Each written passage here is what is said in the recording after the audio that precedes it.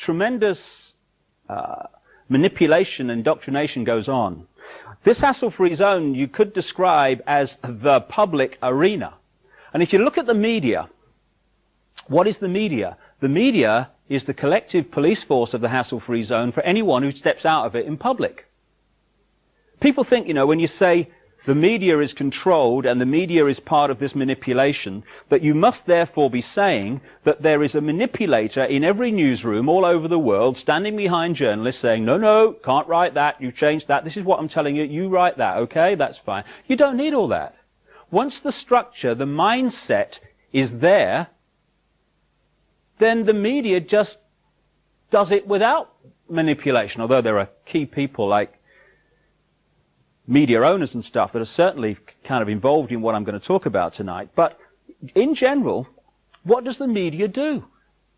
It defends and uses as its point of reference from which it judges everyone and everything the norm in society. In other words, what the hassle-free zone says is reality. Example, a few centuries ago, if we'd have had today's media, they would have dismissed as mad or condemned as bad anyone who said the earth was a sphere, was round, because the hassle-free zone's version of reality at that time was that it was flat. Once that reality flipped through weight of evidence and the hassle-free zone norm became the earth is actually a sphere, suddenly anyone who said the earth was flat was now off their rocker. So anyone, at any time, in the public eye, who says or acts in ways that are outside of society's norm at that time, is immediately jumped on by the media as mad or bad, because their reference point for sanity and reality is whatever the norm is. And there are several key mind manipulation techniques which are very, very powerful propaganda tools. The most effective and the most powerful, and it's used on us all the time, is something I call problem, reaction, solution. It's a cracker, this one. It's a mind manipulation technique that avoids not only opposition to what is the goal of the manipulators, it actually manipulates people to demand they do what they want to do anyway. And it's happening all the time. Once you see this technique and how it works, you watch the news and read the newspapers in a completely different light, because you start to see it happening. It works like this. You start by secretly creating a problem in the world and making sure someone else is blamed for it in the public arena, in the public mind. It could be a run on a currency, it could be a government collapse. At its most extreme, it could be a war, because the two world wars in this century were funded, all sides were funded by the same people. Provable. The same people that funded the Allies in the Second World War and funded the Soviet Union also funded Hitler through loans from America known as the Young Plan and the Dawes Plan, and also via the German subsidiaries of American multinational companies. Why would they do that? Why would someone want to fund all sides in a war? What is good is a war? Well, first of all, on one level, it makes vast amounts of money if you're lending money to all sides and you're also selling them lots of arms and all that stuff. But the fundamental reason for a war is to change the nature of post-war society. And what we saw in the First World War and the Second World War were massive global examples of problem, reaction, solution, which work like this. The problems created secretly. You then use the media, which isn't difficult, to wind up public opinion in relation to your manufactured problem to the point where public opinion utters the classic words, something must be done, this can't go on, which is always followed by, give my power away, what are they going to do about it? And at that point, those who created the problem and got someone else to be blamed for it wound up that public reaction, then openly, in the public arena, in the parliaments of the world, in the newspapers and on the television, offer the solutions to the problems they have created. And in doing so, they get vast numbers of people to demand what they want to do anyway.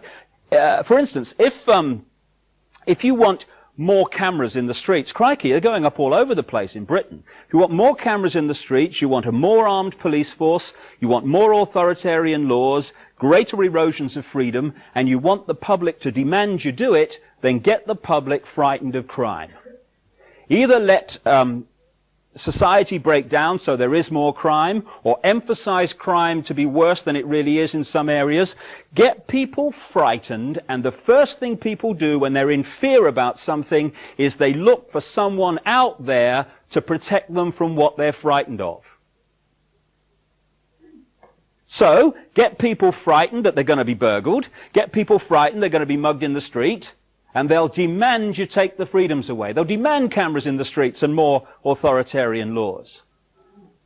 I turned on the BBC Radio 5 last year, and they had an item on cameras in the streets, because they're going up everywhere, these things, you know.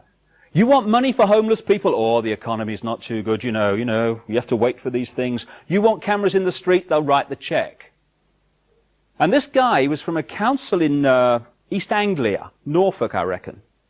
And he said, to be honest, he said, crime rates in our area don't justify cameras in the streets. He said, but our people think they do, so we're putting them up to make them feel better. Problem, reaction, solution. And we have a very topical example of that in the last few years, Bosnia. The goal of this manipulation, and has been for a very long time, is to get the world population, or that majority of it anyway, to see as a good idea, or the only option in given circumstances that are manipulated into place, the creation of a one world government to which nation states would be principalities, administrative units, a world central bank which would administer all financial transactions on the planet, a world currency which wouldn't be coins and notes, it would be merely electronic, cashless society, for which there are fundamental implications for freedom, as we'll see as we go along tonight. A world army under centralized control, with nation-state armies dismantled under the justification of seeking peace, and a microchipped population linked to a global computer, the latter of which sounds bizarre to many people on first hearing, except that we are ridiculously close to it and the technology already exists. So if we take one element of that under problem, reaction, solution, the world army, and relate it to Bosnia. Under this mind manipulation technique, the last thing you want is for the status quo in Bosnia, whatever it is, to be working, because then you haven't got a problem and you're in real trouble. So you make sure the United Nations peacekeeping operation is not only shown globally to be ineffective, it's actually severely embarrassed. Problem. The more horrific pictures come out of Bosnia, and my goodness me, they have over the last few years, understandably, the louder comes the public and political reaction. Something must be done. This can't go on. What are they going to do about it? And what has been the solution? A 60,000 strong world army under centralized control, the biggest multinational force assembled on this planet since the Second World War. Exactly what the manipulation requires. And later I'll put forward some more evidence to suggest that that is exactly what the goal of Bosnia is. Starting a war is a doddle. You know, there's no one in this room, I would say, that wants a fight tonight. Okay, fine. But I could go into this audience and I could start a fight with somebody. They would defend themselves. Other people in the audience would come to help them out. Suddenly, an audience that does not want a fight would be chaos, with fists and hands and arms everywhere. Take that to the global level with armies and starting a war's a doddle. To keep the war going, you need money. Same people control the money. To keep the war going, you need arms. Same people control the arms.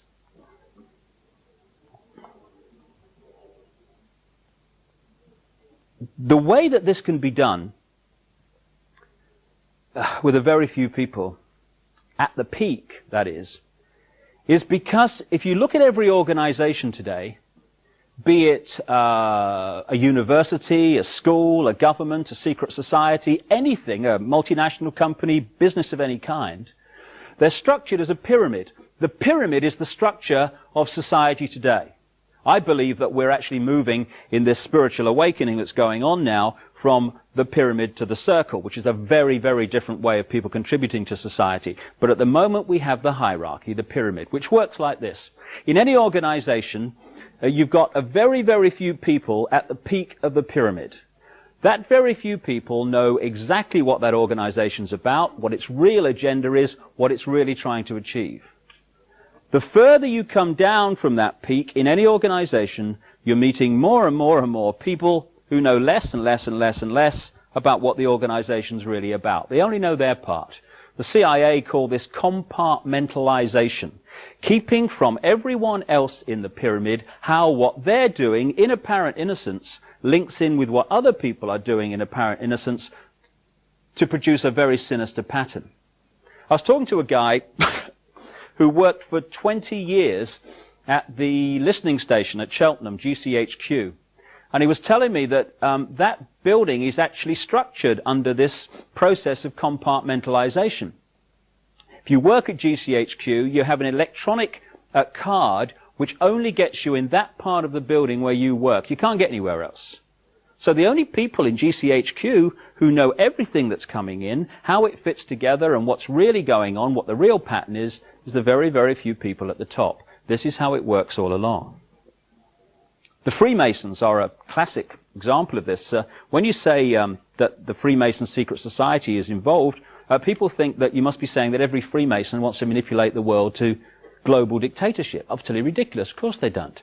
But if you look at the Freemason structure, the vast overwhelming majority of Freemasons in the world, you know, the ones that go down the local lodge and roll their trouser leg up and show their left thing or whatever, you know. Strange. I've always wanted to do that. It'd be a bit of fun. They never get higher than the bottom 3 levels of degree, the overwhelming majority. But in the Scottish rite of Freemasonry, which pervades much of world politics, particularly in America and other areas, there's another 30 degrees above that, to the 33rd degree, which the vast majority of Freemasons never get near. And there's another 13 levels not officially accepted to exist, which some people call Illuminati degrees, which at that level, the Freemason secret society is in a different universe to the part where the vast majority of Freemasons exist, right down here. Compartmentalization. This is how it works. So every one of these institutions that control the direction of the world and our daily lives is a pyramid. The banking system is a pyramid. You go into the local bank, the person you meet across the counter won't even know what's going on in the bank manager's office behind them, let alone what's going on at board level and higher. I met a guy only last weekend who'd been in the bank. He's retired now, but he worked for a big British bank, and he worked to a very, very high level in it. And he heard me speak, and he came up to me afterwards, and he said, you know, it's right, you know. He said, because I got very, very high in this bank, but there is an echelon above where I got that no one can get unless they are chosen by this elite few. So the banking system is a pyramid going to a peak. The intelligence agency network in the world is a pyramid going to a peak. At that peak, all the major intelligence agencies, British intelligence, Mossad, the CIA, all these around the world, they're the same organization. Not here, but here they are. The multinational company network is a pyramid. So is the global media and so on. And there is a global pyramid within which all these work, in which the peaks of all these individual pyramids, banking, business, media, etc., fuse into one peak. And up there, it's speculated by many people, there perhaps may be no more than 13 families, 13 people at the peak, pervading down through these different levels the same basic policy, which is pushing the world towards more and more centralization of power.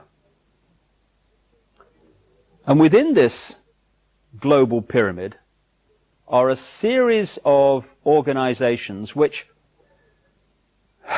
from my experience anyway, most journalists will never have heard of.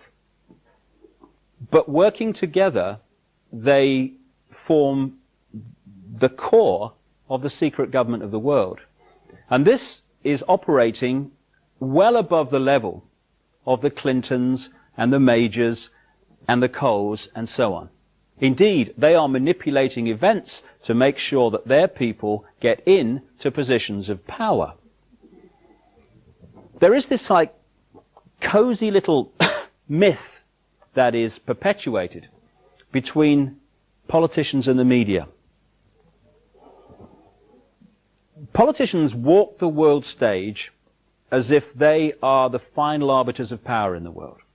So when a president speaks, the cameras run and it's flashed around the world, prime ministers and such like. The media report the world as if presidents and prime ministers are the final arbiters and decision makers in the world. Which means that the people above the level of presidents and prime ministers that really make the decisions, they're never looked at or exposed by the mainstream media because they're not accepted to exist. And yet, who decides who becomes president of the United States? Or even runs for president? Those who control the money, cuckoo land it is to run for president, and those who control the media. Same people control both. Though they decide not only who runs for the Republicans, they decide who runs for the Democrats as well, and so it is around the world. This group of organizations began to be created after the establishment of a secret society in Britain, because Britain's been a real center for this. A secret society called the Round Table, involving a guy called Cecil Rhodes, after which Rhodesia, now Zimbabwe, was named.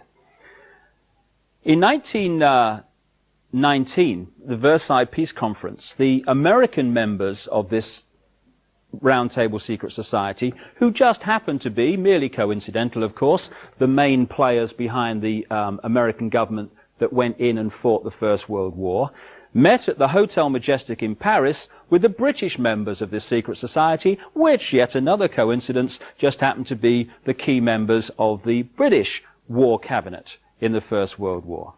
And they decided to start to create offshoot organizations which, working together, would constitute the secret government of the world, or a big chunk of it. The first of these organizations was set up in London in 1920, called the Royal Institute of International Affairs, also known as Chatham House. Again, these organizations are pyramids, with most people involved in them not realizing the real agenda. And all these organizations are projected at the world as this term that's emerged over the last 20 years, think tanks, debating organizations. In 1921 came the next in these organizations. The American version of the Royal Institute was known as the Council on Foreign Relations. Now, since 1921, virtually every president of the United States has been a member of the Council on Foreign Relations. The Royal Institute of International Affairs works to control British domestic and particularly foreign policy. Don't matter who's in, Labour or Conservative, same people run the show, which is becoming more and more obvious. And the Council on Foreign Relations in America is there to control and manipulate American, particularly foreign policy, but other policies also. After the Second World War, when we had more centralization of power, because we've had 2 wars in this century now, something must be done, this can't go on, what are they going to do about it? After the First World War, the world was more centralized in terms of power. After the Second World War, it was even more centralized. That was the game. That was the idea, the goal. 1954 came an organization which today is probably the key organization in this network, called the Bilderberg Group. Bilderberg Group met officially for the first time in 1954 at the Bilderberg Hotel in Oosterbeek, Holland, under the chairmanship of a member of the Dutch royal family called Prince Bernhard, who has an interesting CV. He was, according to many published works, a member of the SS before the war, worked for German intelligence during the war, and then became a major shareholder of Shell Oil after the war. The present chairman of the Bilderberg Group is Lord Carrington, former British cabinet minister and foreign secretary when the mistakes were made that led to the Falklands War. He resigned as the result of those mistakes and was given the job as Secretary General of NATO. Nice work if you can get it. Lord Carrington and his buddy Henry Kissinger come up everywhere. They are two of the super gophers of this manipulation. They're not top of the pyramid people necessarily, though Kissinger is up there. They are people who go around manipulating into place the policies decided, playing one off against the other and such like. The Bilderberg Group, like all these others I talk about, have among their number the top people, and I mean the top people, in global politics. Not Fred Jones, MP for, Margate East or something. Prime ministerial, presidential, ministerial, and leader of the opposition level, I'm talking about. The top people in global banking. The top people in the global multinational company network. In the global military, the Secretary General of NATO is always there. Indeed, it's a Bilderberg appointment, that post. The top people in the global media. The Bilderberg Group has a steering committee which meets all the time, monthly, usually in Britain, to discuss policy and keep this program going of centralization of power towards world government stuff, which incidentally the European Union is a stepping stone towards. And then once a year it meets somewhere in the world in very strict secrecy and has a big conflab with loads and loads of people from around the world coming in. They try very hard even to keep quiet where they're meeting, never mind what they're actually discussing. And I had a series of amazing coincidences when I was writing the book And the Truth Shall Set You Free, for reasons I'll talk about when I come to the spiritual, which put me in the right place at the right time to see things happen or gather information. And one of those things happened in relation to the Bilderberg Group. Last June, I was invited to stay with a schoolteacher friend of mine in Switzerland. The trip had been arranged for about 6 to 9 months. The tickets had been organized. It was all set a long time in advance. About 5 days before I left for Switzerland, I got a letter, a kind of round-robin letter, from a journalist in America who works for an alternative newspaper and has dedicated his life, in effect, to chasing these organizations, particularly the Bilderberg Group, finding out who's involved, what the agenda is, what they're trying to achieve and stuff.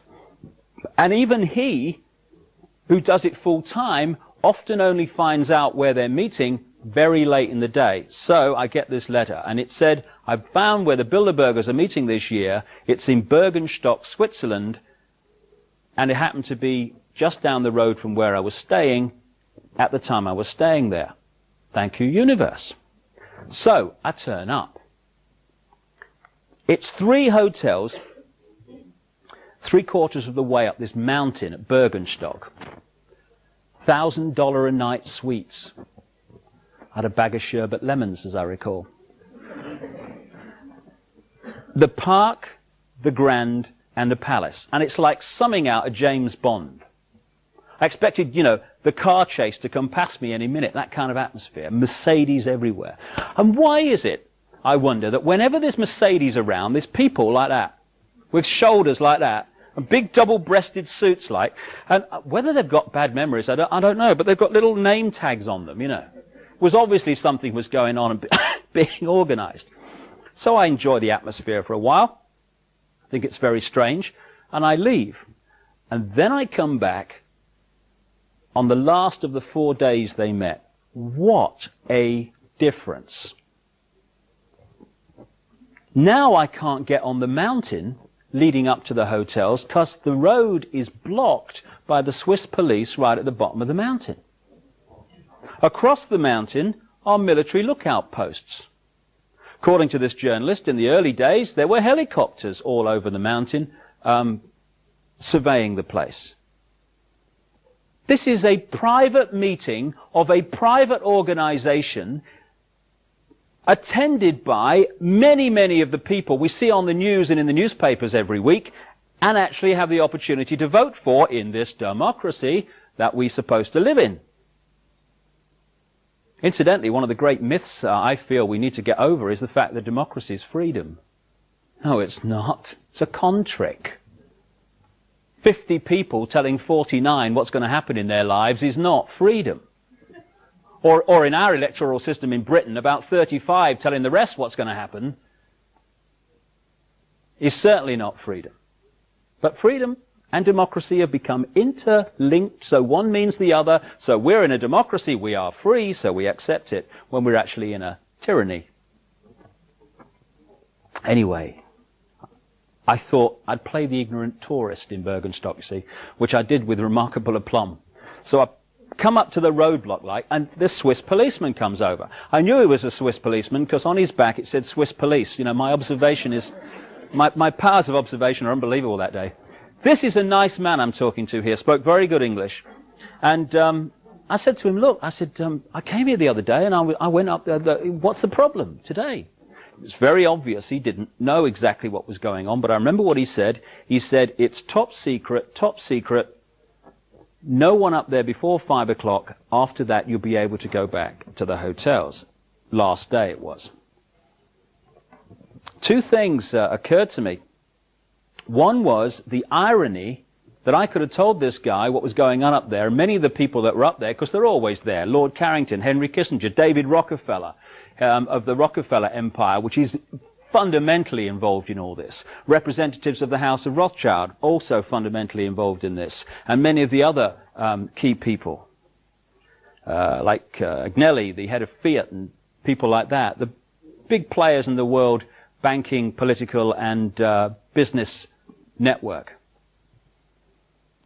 The other thing that occurred to me is that I was looking into this policeman's eyes, and I was looking at compartmentalization. Because, as I say, this was a nice man. He probably had children and grandchildren. He doesn't want to leave them some global tyranny.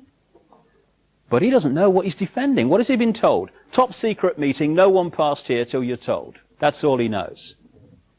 So although he doesn't want to leave his children, not all of the people up there, because some of them are manipulated too, but what the core of that organization wants to leave his children, he doesn't want to. But he doesn't know what he's defending. So on that one afternoon, he's keeping from the public eye some of the people that wish to leave his children exactly that. We had a situation in Bergenstock where the secrecy was so fierce for a private organization, a think tank, that they brought them in by private plane to a military airfield at the bottom of the mountain, and then flew them behind the security cordon in helicopters. Didn't even drive them up there.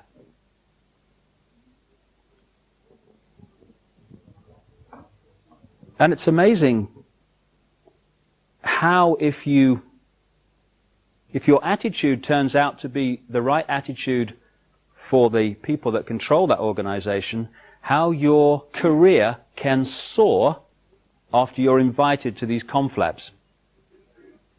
In the 1970s, certainly outside of Britain, a virtually unknown, very little known, conservative opposition spokesman called Margaret Thatcher started being invited to some Bilderberg meetings.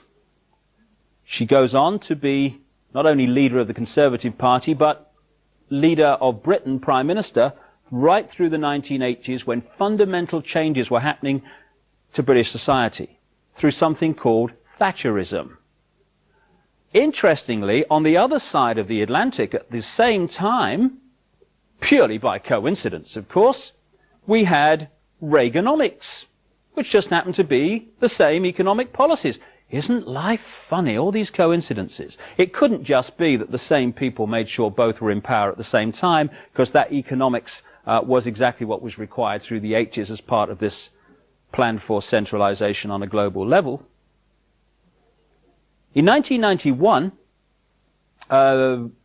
even in America, a virtually unknown governor for Arkansas called Bill Clinton was invited to the Bilderberg meeting in Baden-Baden, Germany. Within a year, this guy is successfully running for President of the United States. In 1993, another relatively unknown Labour Party Home Affairs spokesman in Britain called Tony Blair was invited to the Bilderberg meeting in Greece, along with his opponent, the Conservative Chancellor, Kenneth Clarke, by the way. Within a year, Tony Blair is leader of the Labour Party and, barring a miracle, will become Prime Minister of this country. It's a great career move. The last 5 Secretary Generals of NATO, and I only know it's the last 5 because that's only as far as I've had time to check back. It's many more than that. The last 5 Secretary Generals of NATO, Bilderberg's group members. Manfred Wörner, Joseph Luns, Lord Carrington, Willy Claes, the present one, Javier Solana, Bilderberger. And indeed, when they were discussing who was going to be the new Secretary General of NATO, it was between 3 people. Javier Solana, Bilderberg Group, Uwe Ellemann-Jensen of Denmark, Bilderberg Group, and Ruud Lubbers, the former Dutch Prime Minister, Bilderberg Group. The head of the World Bank and many of his predecessors, James Wolfensohn, the World Bank, whose investment policies in what we call the Third World have created human and environmental mayhem for decades, Bilderberg members. And one of the big Bilderberg policies since 1954, indeed before, 54 was when it became official, has been, wait for it, the creation of a European superstate with one central bank, one currency, centralization of political power, and encompassing the former Soviet Union. Who is the biggest voice in Europe today saying we must not fall behind the time scale for the central bank and the currency in Europe? Chancellor Kohl of Germany, long-term Bilderberger, as were many of his predecessors as Chancellor of Germany. Who took us into Europe? Edward Heath, Bilderberger. Who supported him from the Labour side? Harold Wilson, Bilderberger. Roy Jenkins, Bilderberger. Dennis Healey, long-term Bilderberger, was at the first meeting in 1954. Who supported going into Europe and staying in Europe from the liberal, the third party perspective? Joe Grimman, Bilderberger. David Steele, Bilderberger. Paddy Ashdown, Bilderberger.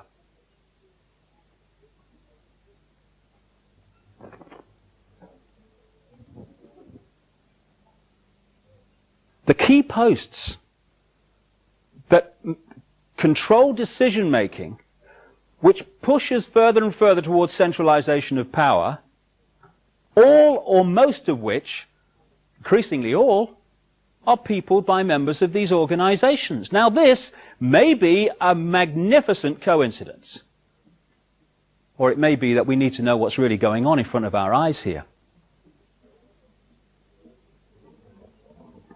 The last of these organizations I'll mention briefly is called the Trilateral Commission. Because of its name, as its name would suggest, it's there to coordinate the same manipulation between 3 parts of the world: America, Europe, Japan. It was set up in 1972-73 by David Rockefeller, one of the key men behind the Bilderberg Group and the Council on Foreign Relations, and a guy called Brzezinski, university guy, was in the Carter administration. And the Carter administration is very relevant here because The Trilateral Commission is a very good example of how you can manipulate events with all these organizations working as one, because many people are actually members of a number of them at the same time. The first goal of the Trilateral Commission in 72-73 was to put one of its members in the White House as President of the United States as soon as possible. It managed it at the next election, when Jimmy Carter became President of the United States. The Carter administration was like a who's who sports and social club annual outing of the Trilateral Commission, an organization that had been going for about 3 or 4 years at the time. Walter Mondale, Vice President, Trilateral Commission. Secretary of State Cyrus Vance, Trilateral Commission. National Security Advisor, a key post in America, this guy Brzezinski, who actually helped to set up the Trilateral Commission. And from there downwards, the Carter administration was awash with members of the Trilateral Commission and the Council on Foreign Relations. Now, because we have choice, because we live in the land of the free, people then replaced the Democratic Carter administration with the Republican Reagan-Bush administrations, which were also awash with members of the Trilateral Commission and the Council on Foreign Relations. And then the Republicans were replaced by the Democrats, because we have free elections. And Clinton Democratic administration is awash with members of the Council on Foreign Relations and the Trilateral Commission. I'll tell you what it's like. In the high streets of Britain, there are 2 electrical retailers called Currys, and their opponents, Dixons. So, some people go into Dixons and they say, I had a bad time at Dixons, you know, I don't like them, I'm going to go to Currys and give them my money, I am. They're owned by the same people. The 2 major roadside restaurants in Britain, Happy Eaters and Little Chefs, owned by the same people. The competition is actually an illusion. Different name above the shop front, same people with their hands on the wheel. That's what happens in global politics.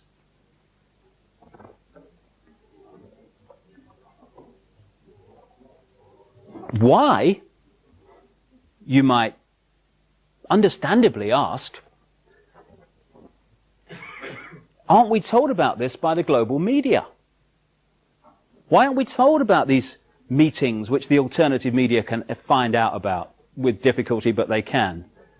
And the common themes between people who are in the major positions in the world. How people from apparently different sides in politics who argue in public are actually attending the same meetings of organizations with a proven agenda of world government, world central bank, world army, world currency, microchip population. I offer this as a possibility. Maybe, just maybe, we don't hear about the Bilderberg Group and its attendees in Telegraph newspapers in Britain, because Telegraph newspapers are owned by something called the Hollinger Group, which is owned by a man called Conrad Black, steering committee member of the Bilderberg Group. Incidentally, 2 of the people on his board of directors are Henry Kissinger and Lord Carrington. Maybe we don't hear about any of these organizations and their agenda in Rupert Murdoch's News International in Britain, which owns a stream of newspapers and Sky Television, very much involved with, of course, because the former executive chairman of News International and still a board member is a guy called Andrew Knight, core steering committee member of the Bilderberg Group.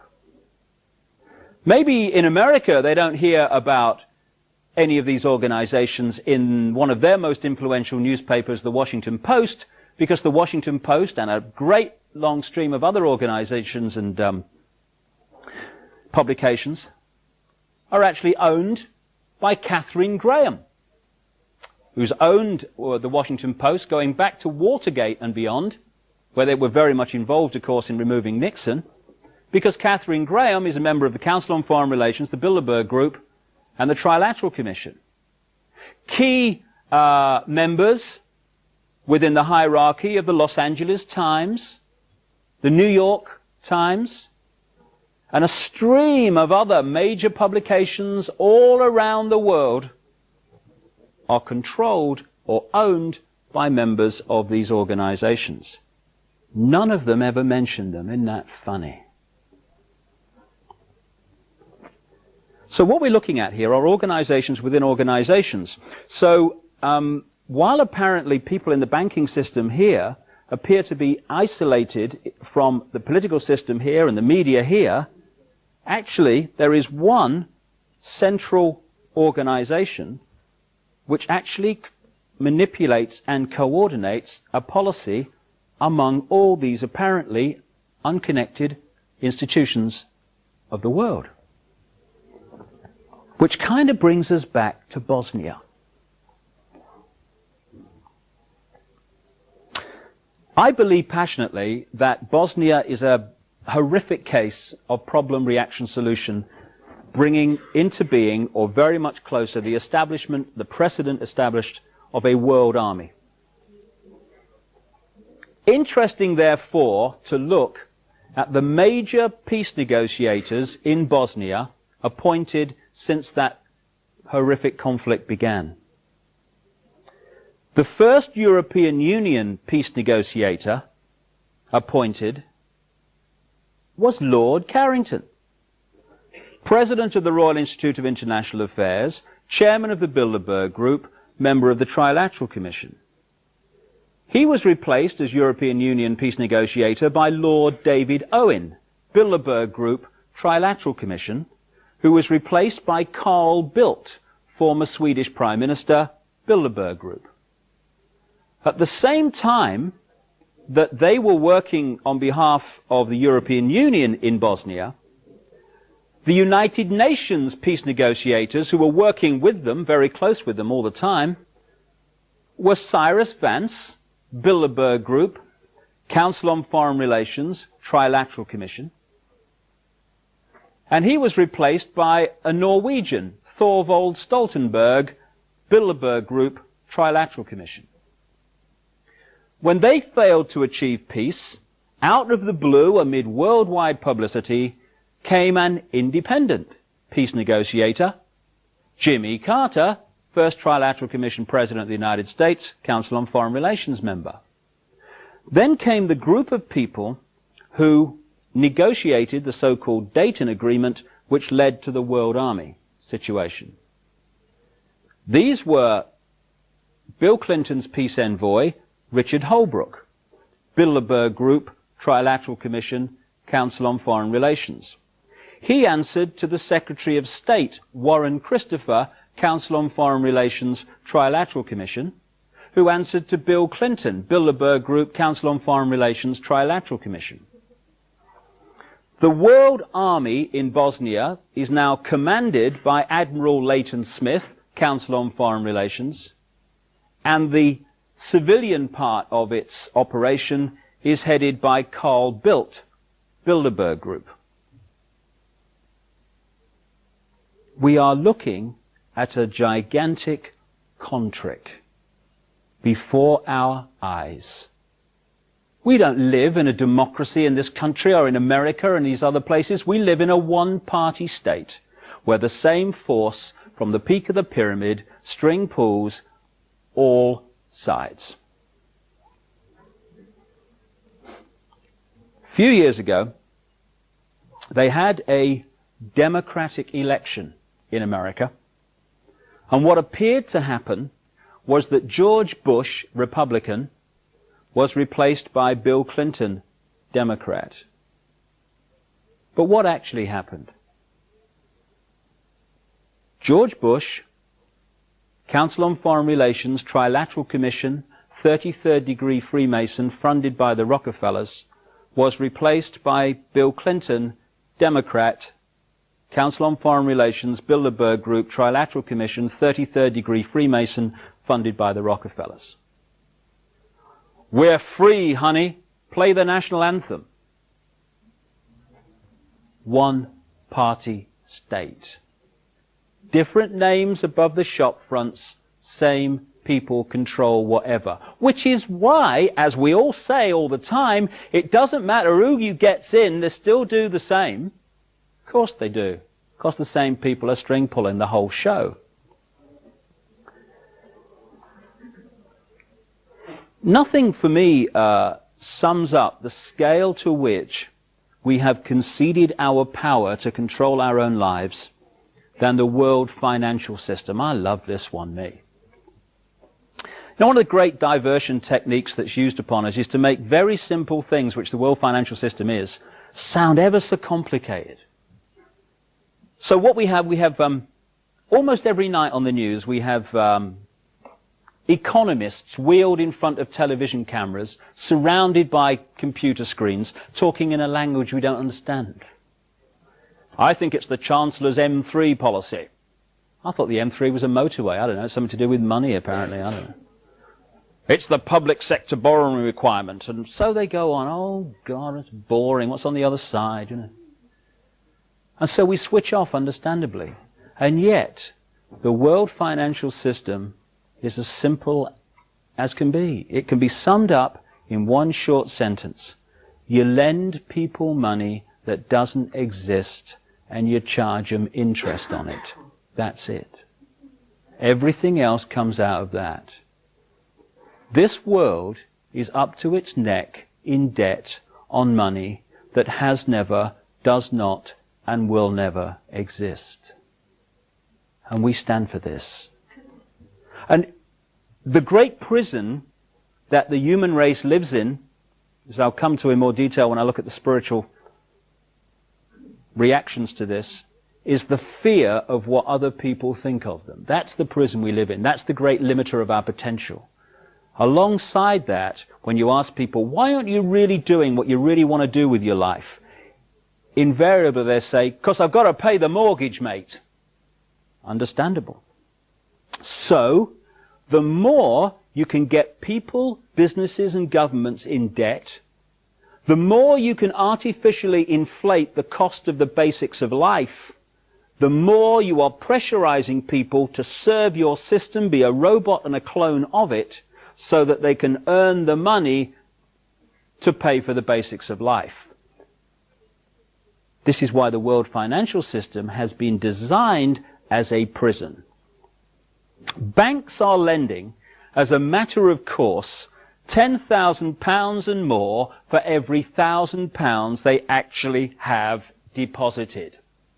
If everyone went to the banks tomorrow and took out what they theoretically have deposited there, the banks would be bankrupt so many times it'd be in the Guinness Book of Records.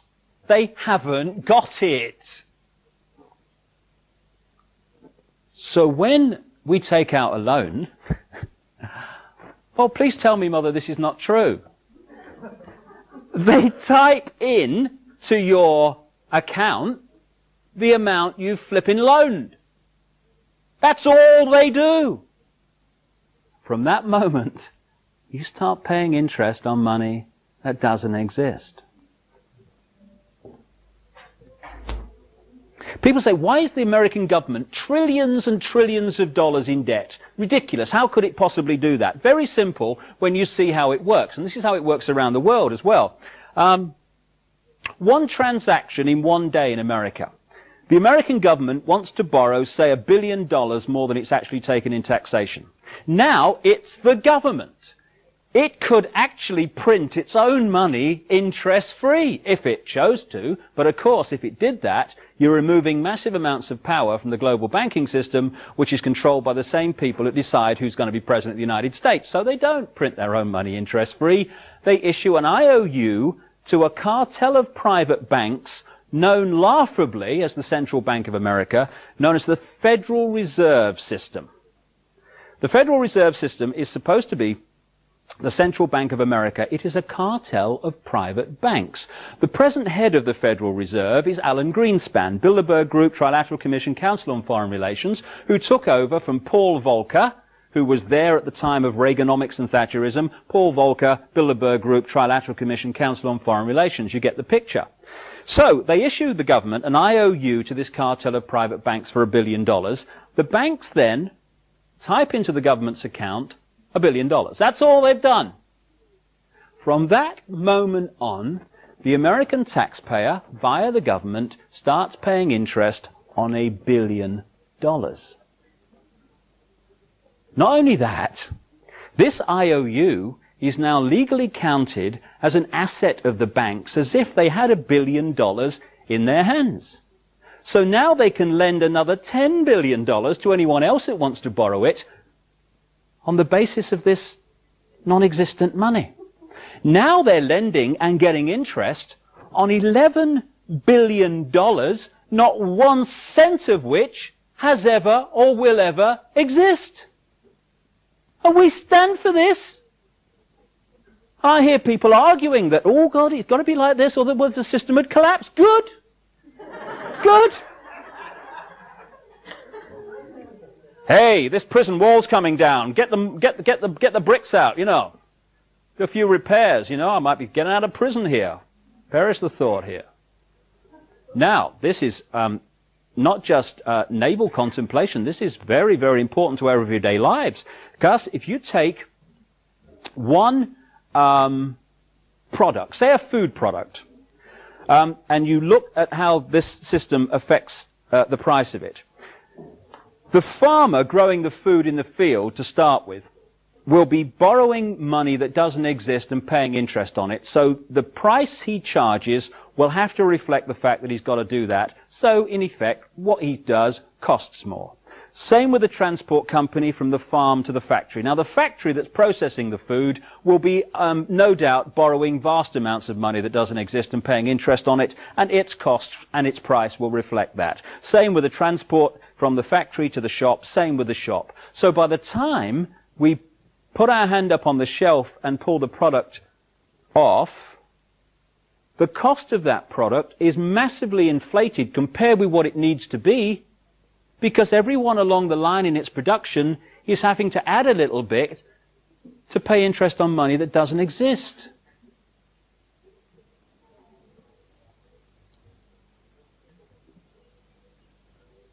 Wake me up.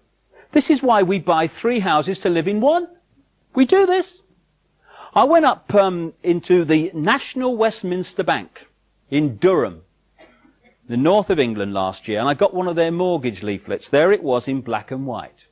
If I take out a loan to buy a house from the National Westminster Bank of £50,000, I will pay them back £152,000. I will buy 3 houses for the privilege of living in one, and my mortgage payments will reflect that. Therefore, the pressure for me to serve the system, to earn the money to service that debt, will be greater. And what did it say on this leaflet? The National Westminster Bank, we're here to make life easier. Great question. I found anyway, because all this is flipping opened up to me in the last few years. I didn't come out the womb saying I know it all. I can see what's going on. It's just information that's opened my eyes in the last few years. And one of the questions that I've realized opens up so much, it's a very simple one. Who benefits? Who benefits, for instance, from me accepting the version of events about the Oklahoma bombing and many other things that various media organizations and official governments and stuff are telling me is the right version of events? Who benefits? Well, who benefited from the Oklahoma bombing? Anyone who wants to centralize more power in the law enforcement agencies in America certainly has benefited from that. And as Bill Clinton said 24 hours afterwards, we must have an easing of restrictions of on the military's involvement in domestic law enforcement. Problem, reaction, solution. And there's so much about that Oklahoma bomb that has never come to light publicly in the main arena that I've seen, and I tell you, the government version of events is a farce and a complete lie. Anyway, who benefits from us buying 3 houses to live in one? Another part of that question. Well, say the house costs £60,000. The builder who actually creates the thing and makes it a reality, he don't benefit from me buying 3. He's paid out the 60 grand. He's paid out of me buying 1. The guy who produces the materials to the builder so he can build the house, he's paid out the 60 grand. Everyone who actually creates the house is paid out of me buying 1. One person and one person alone benefits from us buying 3 houses, sometimes more, to live in one, and that's the guy who's lending us money that doesn't exist and charging us interest on it. And we stand for this.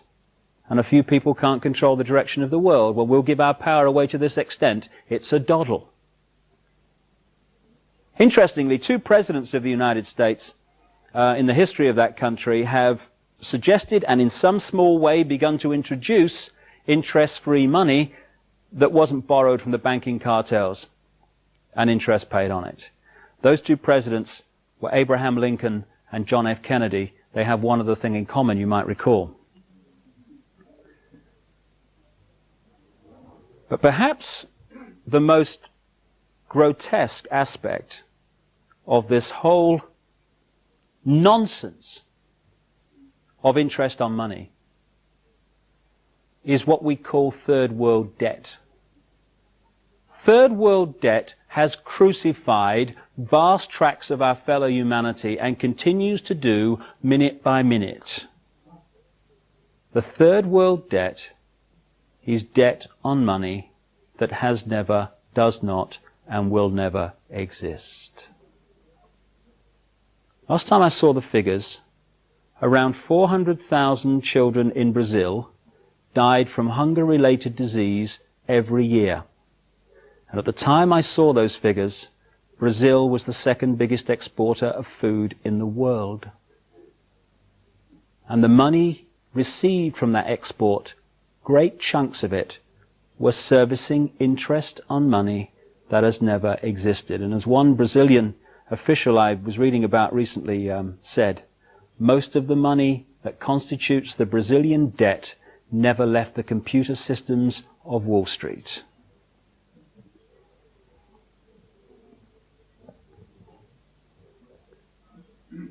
My God, it's time for a turning of the tide.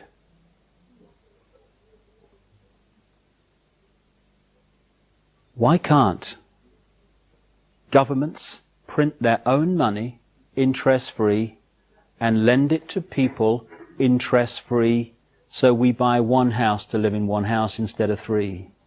So we don't have to inflate the price of everything because everyone's got a service interest on money that doesn't exist. Why? Because it's possible. The will is not there. And why is it that no political party that I've come across anywhere in the world that has any chance of forming a government is actually suggesting that that be done? Because the same people that control the banking system control the political system in the global one-party state.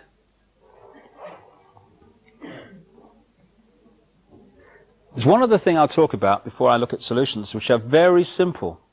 Very simple. And that's the microchipped population. That's the one that probably sounds most bizarre, as I said earlier. But it is so close. We're already microchipping domestic animals as a matter of course. The Queen's had the corgis done. Did you see that? Last year, she's had the corgis microchipped and linked to a computer. Prince Charles next, you watch. You'll be sort him out. Funny. The technique that is being used to bring in the microchip population is another major mass mind manipulating technique. I call it the stepping stones technique. And a very good example of that is the European Union and what they have in America, the North American Free Trade Agreement, which is a free trade area, which is where the European Union started out, if you recall, and also what's happening in another free trade area in the Pacific Australia area known as APEC. The idea is to have the world government, and the bank and all the rest of it, and the next stage down from that will be the European Union, the American Union, which will be this North American free trade area, right the way through the Americas, from North to South America, in an American version of the European Union, and a Pacific version of it. They will be the 3 next stages down from the world government. And the stepping stones technique is how they're being introduced. If you take the European Union, if you started out at the end of the last war And what we're heading to now had been suggested. One bank, one currency, centralized control of a superstate. Understandably, I know what my father would have said, who fought in that war. Excuse me a minute, can I just have a quick word here? We've just spent the last 5 years with 55 million people killed and many more severely injured to stop that happening. And you're asking us to do it without a bullet being fired. You must be joking. Go and have a cup of tea. So, what the stepping stones technique does, although it knows where it's heading, it does it in stages. It gets away with what it can get away with first of all, and then starts to move it along, and it presents every step as independent of all the others so you don't see the pattern. So what was suggested after the last war? Not a European superstate, because that had no chance at that time. It was the common market, just a free trade area, ladies and gentlemen, nothing to worry about. And by the way, if we don't join, we starve. Little problem like that, you know. Well, we better join then, I guess, you know. So, suddenly, some of the states of Europe start to fuse their economies together in a free trade area. Now we're in the web, because it's suggested very strongly that if anyone pulls out, there will be economic chaos, certainly in the short term. So now we're in the spider's web. So the process then starts of evolving a free trade area into a European centralized superstate. And first we start having commissions which start dictating to nation states. Then we have talk about the central bank. And interestingly, you know, one of the things that was put forward to justify the one currency was the currency chaos in Europe. Like when the pound fell out of the European monetary system after the government had spent a colossal fortune trying to keep it in there a few years ago. Well, you know, this currency chaos, one currency would sort this problem. Interesting, therefore, that the person who attacked the pound and caused that chaos was a frontman for the House of Rothschild called George Soros, a world currency speculator. George Soros, Bilderberg Group. The Chancellor at the time, who spent all that money and eventually pulled the pound out of the monetary system of Europe, was Norman Lamont, Bilderberg Group. Now, when I was talking in Sweden just a few weeks ago, I was talking about this, and some member of the audience in Sweden came up and said, I couldn't believe it when you mentioned that guy, George Soros. He said, what happened in Sweden, he said, was before we went into the European community, all the opinion polls were very strongly against going in. He said, then this guy, George Soros, Bilderberg Group, started attacking the Swedish currency. The Swedish government tried to defend the currency under the prime ministership of Carl Bildt, Bilderberg Group, and eventually chaos ensued. And a great fear started to go into the Swedish psyche of, oh my goodness, we need protection. What's going on here? We can't stand alone. Even speculators are taking our currency apart. After that, the opinion polls for going into the European community flipped to the majority saying yes, and in they went. So now, stepping stones, we're now in a situation where we are light years away from what we actually joined. Stepping stones. Only now are some people saying, excuse me, have you seen how far we've come? It's interesting that right along the line, as the stepping stones are put forward, anyone who challenges the stepping stones is then manipulated into continuing the journey. I was speaking in Denmark at the time. I was in the Swedish area also, and what they did was had a referendum which voted against Maastricht, against the European Union. They then had another referendum not long afterwards, which then said, yes, we'll go in. And as one national newspaper editor in Denmark said to me, he was told by one of the big pro-Maastricht people in Denmark, we're just going to go on having referendums until we get the result we want. That's how it works, because we are in the land of the free. So that's the technique, and it's being used to bring in the microchip population. And the big stepping stone to that is the cashless society. Coins and bits of paper might not seem to be a great defender of freedom, but they are for this reason. If you go into a shop now, or a garage or whatever, and you hand over cashless money, electronic money, a credit card, they put it through that machine. And they say sometimes, oh, I'm ever so sorry, the computer won't accept your card. And if you've paid the bill, you might be a bit surprised, but you've got an alternative at the moment. So you say, oh, well, okay, I'll have to check that out. Okay, I'll pay cash. What happens when there's no cash and that computer says no to electronic money, your credit card or the microchip that is planned to replace it? Suddenly, the computer is deciding, or whoever programs it, what, where, and if you purchase. That's the idea.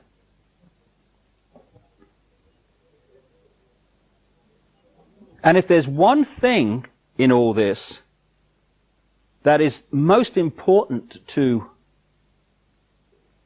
reject, in my humble opinion, it is microchipping of people, because the implications are enormous. Some electronics people who've seen this sort of thing emerging have started to speak out. I've been reading some stuff by a guy in America called Carl Sanders, an electronics wizard. And he's pointing out that, in fact, he's talking himself about his own experience of attending meetings in America and Europe, attended by Henry Kissinger and the CIA, into microchipping of people. Not, is it right, is it moral, but how do we get them to accept it? And as he points out, once people are microchipped, it's not just messages going from the microchip to the computer that should concern us, it's what's coming the other way. According to him, they can create, through this means, mass hysteria, mass depression, in other words, manipulate our emotions, and isolate one microchipping one person. I got some idea of the possibilities when I realized how Sky Television works. You know this satellite television network we have in Britain? Well, if you want to join the Sky network thing, okay, you send your money off or whatever, and they send you a card. And it's programmed to descramble the channels you've paid for. Very straightforward. But if you want more channels than you've paid for once you've got the card, you would think, well, I did anyway, that you would send them more money and they'd send you another card programmed to descramble the channels you want added to it. No, no. What you do is you pick up the phone and you ring their number. It's in Scotland, I think. And they say, okay, what channel do you want? Oh, I'll have that second movie channel, mate. Thank you very much, yeah. And they say, okay, put your television on the channel that you want, all fuzz, scrambled. So while you're still on the phone, they say, okay, just tell me what's happening to your screen. Only the channel appearing before your eyes, that's all. So I thought, how do they do that? I heard about it, gave them a ring. How do you do that? What they do is they send out a signal from this central, what do you call it, technology, I guess, and it goes to every decoder linked to the Sky system, but only your card with your number on it picks it up, it reprograms the card to take the new channel, and it comes up before your eyes. When you think there are two types of science in the world, there's the one that is taught in the universities and appears on the television, and there's another one that is light years ahead, secret science. What they can actually do compared with what we see they can do with things like the Sky Television example are vastly, vastly advanced. I wrote a book called The Robot's Rebellion, and I talked about this microchip population idea. And I've even been surprised by the speed of it. I turned on the BBC a few months ago. I don't know whether you saw this. It was funny. Tomorrow's World. You know the science program on the BBC? They had this item on microchipped people, see. What they said was, there's this problem with health records. I thought something must be done then, I suppose. The problem, apparently, was that they don't keep health records for long enough. So they're suggesting microchipping people with their health records to overcome this problem. Now, I never went to university, but I can actually see a solution to the problem of not keeping health records for long enough. Keep them longer. There you go. Let's all go and have a cup of tea. That's that sorted out. No, that's too simple. We've got to microchip people. The other thing they said was that doctors would like to have access to medical records if people have an accident. So microchip them. So, takes things on. I don't know about you, but when I was a kid, my mother was always saying to me, "You have clean underpants on now, Dave, you might have an accident." You ever get some of that? Yeah. My mother's worst nightmare was not me having an accident so much as me having an accident with dirty underpants on. That was her worst nightmare. But all these years later, we've moved into the modern world. Now it's, you make sure you're microchipped, Dave, you might have an accident. Anyway, in this item, and I checked the date, it wasn't April Fool's Day or anything like that, they had this woman who had had an operation and had been microchipped with her medical records. "Oh, it's ever so convenient," she said. I'm eating the cushion in the front room by now, you know. And then what happens, you know, in the supermarkets, they got that thing they put across the barcode. Doctor walks into shop with one of them, rubs it up her front. Up on the screen comes this woman's medical records. I thought, I'm going to wake up in a minute here, you know. But at the end of the item came the key little clip, not very long, by the managing director of the company that's produced the technology, the microchip. "This is just the start," he says. "We can put on this chip medical records, financial records, passport details, social security details, prison record, the flipping lot." Exactly. That is the idea. And it's been moving along, unmolested, for a very long time, because its great power is secrecy, and when you think that so much of the mainstream media is controlled by the very force that wishes to bring it about, it's not surprising that so little of it has come out. But I feel we're now in a time of enormous change, a great jump in human evolution, and therefore an energy of change is bringing this stuff to the surface, and its secrecy, its great power is being unveiled. And I certainly don't want to be seen to be condemning the people I have talked about. And I mean, I've heard some people who've investigated this without the spiritual balance, and they're saying, "Oh, hang 'em, oh, rubbish." The people involved in this manipulation are, yes, exhibiting their state of being at this time in their eternal journey. They are exhibiting their attitude to life and the state of their mind, okay. But they're also making a massive statement about us, which we would do very, very well to acknowledge and think about. I don't talk about the Carringtons and the Kissingers and the Rockefellers with hate in my heart or condemnation. I just think we ought to know what's going on so we can stop it going on. Because what I've just described is actually a massive statement about us, because it can only happen because of us and the fact that we have conceded our right to our own power and our own control of our own lives. And I'm going to talk for a little while about something that may seem to be totally unconnected with what I've talked about so far, but it is actually the reason it's possible, and it is the reason that we are the generations that are in the process of removing this nonsense and turning this planet from a prison to a paradise, which is what it really should be. When the top of my head exploded and this awareness started appearing in my mind that challenged both religion and this world is all there is science, I heard this line, "We create our own reality." And I thought, yeah, that sounds right to me. But there has to be a means through which we do it, because there is no such thing as the paranormal and no such thing as the supernatural. They don't exist. Everything that happens in creation is the result of the natural laws of creation and the interaction of energy.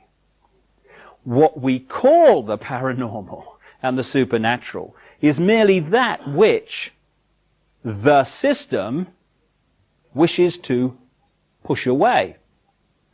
Because, again, I have this word I use sometimes, opposames. Opposames are people and organizations who appear to be in opposition, often appear to be extreme opposition, but actually they're just the same attitude to life with a different dress on. I love the far right and the far left.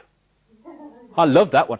The far right, as symbolized by Adolf Hitler, is into centralized control, military dictatorship, concentration camps. The far, far left, as symbolized by Joseph Stalin, the absolute opposite to that, is into centralized control, military dictatorship, and concentration camps. Yeah, great. It's great to have choice in the world, isn't it? And opposames also applies to religion and science, because they appear to be in opposition, but in one way they're exactly the same. They both survive only through the suppression of knowledge. What we call science, which I understand comes from a Greek word meaning knowledge, and much of our science is an insult to the word knowledge, because it's not about the pursuit of knowledge, it's about the defense of a belief system. You know, it's just another religion, science. Instead of having the dog collar and the long gown, they have a white coat on. It's still the religion. Open-minded science, now that's different. That is in pursuit of knowledge. And more the spiritual and the open-minded scientific are speaking the same language, and that's the way we're going in this decade and beyond. But at the moment, mainstream science is defending a belief system. So it has this law of physics on which it's all based. And this law of physics says, this world is all there is, we're a cosmic accident heading for oblivion, life's a bitch and then you die. Cheers, that's great news. Yeah, thanks a lot, mate. Yeah, it's really good, that. So, anything that is experienced by people outside of this has to be explained away. Now, it could be explained away by the fact the laws of physics, as we have come to be told about them, are actually fundamentally flawed. But no, hold on. Them physics, they pay my mortgage. They give me my status in life. You know, they give me my credibility. I've been saying all my life that's how things are. I mean, so therefore I've got to explain that away, because all these people keep having near-death experiences and out-of-body experiences and stuff. So, do you know I've got it? It's the paranormal. It's the supernatural. It's as natural as the air we breathe. And it's in that area, I believe, that we find how we create our own reality, and through that create the reality I've been talking about so far tonight. For me, an increasingly open-minded science, everything in creation is the same energy, and energy is consciousness. They are the same thing. So the energy that is our minds and our emotions and us is the same energy that is every blade of grass and every insect and every tree and every breath we take, every drop of rain. Just as water, clouds, and ice are the same substance in very different states of being, so everything that exists in creation is the same energy consciousness in different states of being. We are like droplets of water in an ocean of consciousness, unique and individual, yes, but together forming the whole. We are each other. I am you, you are me, I am everything, and everything is me, same with everyone.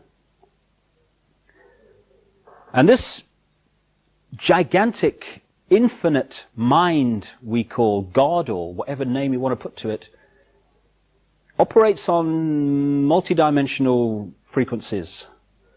It's interesting, because of the influence of religion, when anyone talks about kind of the afterlife, we look up. Have you noticed that? On the flaming roof or something, I don't know. Want to go to heaven? Get a ladder.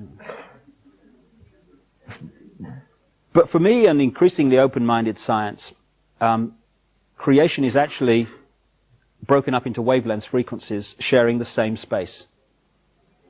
All the radio and television stations broadcasting to this area are occupying not just the space around my body, but the space my body is occupying.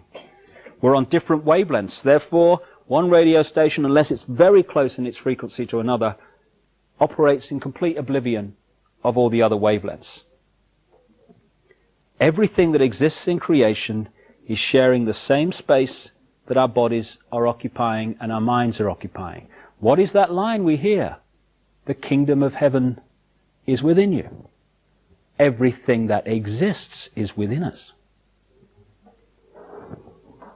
So when our consciousness, thinking, feeling, emotional us, that part of us that is eternal, enters the physical body, the genetic spacesuit as I call it, to experience this physical life, this three-dimensional frequency, world, dimension, we are not a blank sheet of paper. We are already unique. The unique sum total of all our experiences. And I've noticed this with my boy, Jamie, who's 3 now.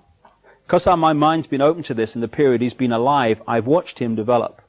And he has manifested his own unique character, what he finds funny, what he finds fearful, all these different things without any outside influence. Because he wasn't born into this world as a blank sheet of paper. He was born unique. We're all unique. This uniqueness is broadcast out as a magnetic electrical pattern. For me, everything that exists is magnetic electrical energy. So, when people talk about hands-on healing, you get, it's the devil. Or, bloody strange, mate, load of rubbish, mumbo-jumbo. What is hands-on healing? It's not faith healing. It is the passing on of electrical magnetic energy from one person to another. It's kind of interesting. I was reading a book recently called Where Science and Magic Meet, which was showing the scientific basis of the so-called paranormal, and it was pointing out that of the 285 standing stone circles in the United Kingdom still remaining, 235 are on the same types of rock, and they're all on or close to faults in the Earth's surface that produce a certain electromagnetic field.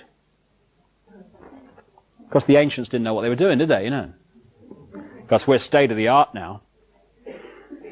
So we're putting out this magnetic pattern which is unique to us. It is our sense of self. It is our sense of reality. And there's an American comedian called Bill Hicks who summed up my whole attitude to life and everything really and what I'm talking about here in a wonderful line. He said, matter is merely energy condensed to a slow vibration. We're all one consciousness experiencing itself subjectively. There's no such thing as death, life is just a dream, and we are the imagination of ourselves. And that for me is the key phrase. We are the imagination of ourselves. What we imagine ourselves to be is what we create as a physical experience, second by second by second. This magnetic electrical pattern going out we call vibes. You know, we have everyday expressions and words for this. We say, oh, I don't know what it was about that fella, mate. You know, I had a nice conversation, but got bad vibes from him somehow. Because the voice-to-ear conversation may have been quite pleasant, but there's something we're picking up on a subatomic energy level which doesn't sync. Get bad vibes, mate. We have a word which we use all the time, atmosphere. What is atmosphere? Atmosphere is the energy field of a room that has been turned to be negative, exciting, or positive, or happy, or whatever, by the thought patterns, the vibes, the imagination of themselves, of the people involved. People go into an old house where there may be a lot of negative events, or they go to the site of an ancient battle, and they go, ooh, tell you what, mate, ooh, it's eerie here. Ooh, don't like it here. Something about it. We're picking up the energy, negative in that case, that has been created in that state by the vibes, the thought patterns of people who have gone through negative events there. Atmosphere, football matches, sports occasions. You could touch the atmosphere, mate. The excitement was amazing. What is excitement? What is this atmosphere? It is what people generate on this vibe level. So, as these vibes we're putting out, these unique patterns are magnetic.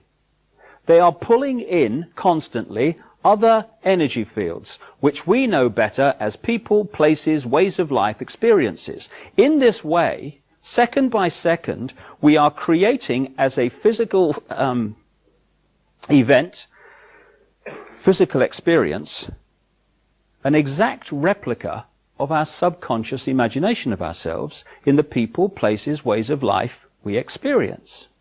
We are creating our own reality. When I look back at my own life from this perspective, it is amazing that whatever my physical experience has been through my life, it has been a replica of my imagination of myself at that time. Until relatively recently, I was angry. Seriously angry. I didn't know why I was angry, but I was angry. I now kind of looked at it. I realized I was angry about my childhood, angry about my father, but I was angry. My life through that period was a series of angry confrontations. Because even if I was in a bar or in a room and I was kind of physically appeared to be relaxed, got a drink or something, my anger is still going out as a vibe, even though I appear to be quite relaxed at the time. I tell you, anyone who'd had a bad day, I got them. Anyone that was feeling a bit wound up, I got them. I was the person they picked out in the room. And my life was a series of angry confrontations, which created this kind of cycle. I got angry. I felt guilty for getting angry, which made me more frustrated, which made me angrier, which made me have more confrontations, which made me feel guilty, and so it went on, down. And after a while, I thought, hold on a second. Do you know there's one common theme between all these angry confrontations? And it's you. What gives? And I started to look at myself in a different way. I realized that I was angry because most of us are and we don't realize it. And I started to let it go. Interestingly, just acknowledging the anger often lets it go. And I started to like myself. My goodness me! You're not supposed to do that, have you? You aren't supposed to love yourself. It's actually a form of putting someone down. Oh, he loves himself, he does. You can't love yourself. You've got to be humble. And it's kind of it's a term of praise now, isn't it? Do you know, he's ever so humble, you know, he's always putting himself down, but he loves the world. No, he doesn't. We can only love out there when we love in here, because we can't give out what we haven't got. And we are pressured all the time to feel bad about ourselves, to have a limited imagination of ourselves. Therefore, we create a limited physical experience. When I started to let this anger go and like myself, love myself, oh my goodness, call the police, my life changed. Because I started to respect my right to be me, and not what other people were insisting that I should be to conform to some mythical right and wrong. And once I started having that feeling about myself, I started to attract into my life people who love me not for what they want me to be, but for what I am, whatever I am is. And that's just a reflection of the way I see myself. I am creating a different reality. Friend of mine, lovely, lovely person, and I hardly exaggerate when I say she starts virtually every sentence with the words, "The problem is, though."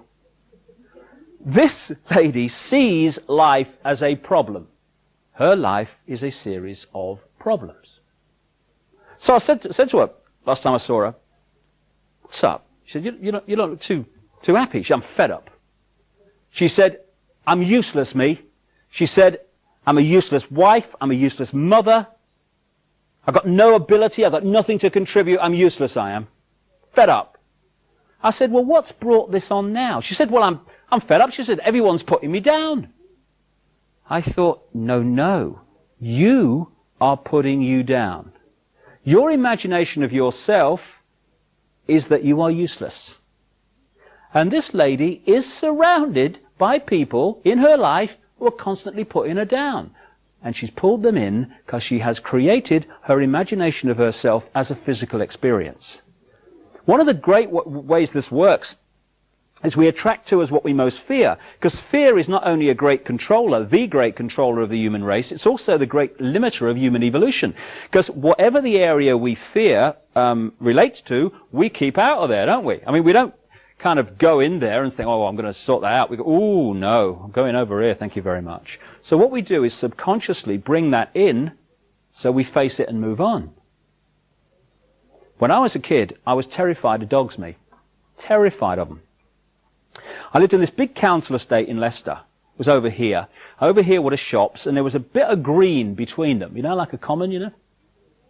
Whenever I walked across that common, I'm surrounded by them. Rope, jumping up at me, and oh my God. What do we say in those circumstances? Why, I'm so unlucky, me. Of all the people for it to happen to, it happens to me.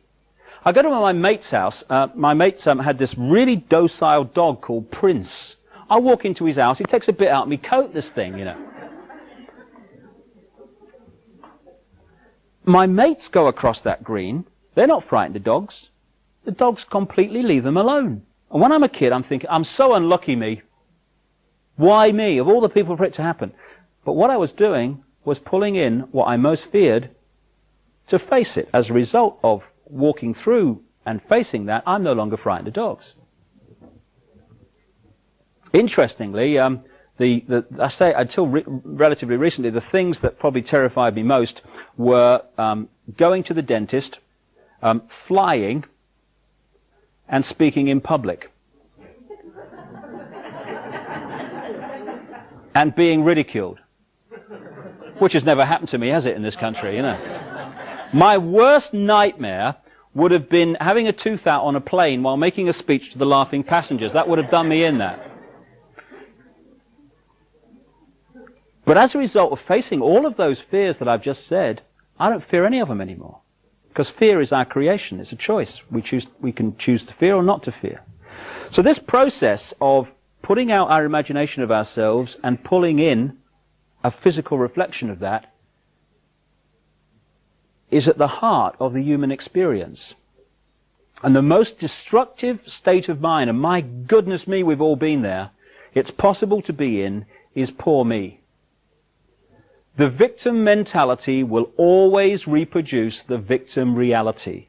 This world is awash with victims because this world is awash with people who have been conditioned to see themselves as victims, powerless, under the control of somebody else. Therefore, they create that reality. And we've all been there, as I say, but for some it becomes like permanent squatters' rights in the psyche, the victim mentality.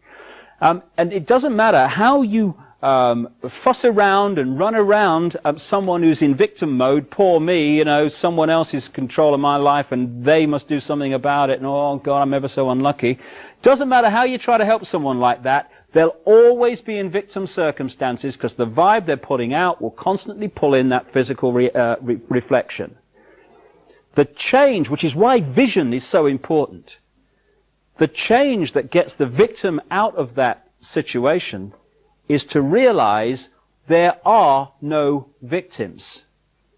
Only states of mind that perceive themselves to be victims. The moment we say, hold on a minute, hold on a little, I'm not a robot, I'm not a clone, and I am certainly not a victim. I'm in control of my life, and I'm going to get out of these circumstances that I'm in at the moment because I've created them and I'm going to get out of them. At that point, the vibe changes. So what it pulls in changes. Suddenly, people get bits of luck. an amazing coincidence has happened. You'll never guess, mate. It was ever so lucky. That guy came into my life at just the right time and helped me get out of that circumstance. I couldn't believe it. Not luck at all. Creation by a changed state of mind. So if we are creating our own reality by our imagination of ourselves, this is at the heart of how all that I talked about in the first half actually has been created and is allowed to continue. What are we bombarded with throughout our lives? Messages about limitation, about the fact that we can't do this, and I can't, I could never mentality. A fear of experience, because so much experience is denied to us by people saying, you can't do that, you shouldn't do that. Religion has bombarded the psyche with born sinners. Great start in life, that, isn't it?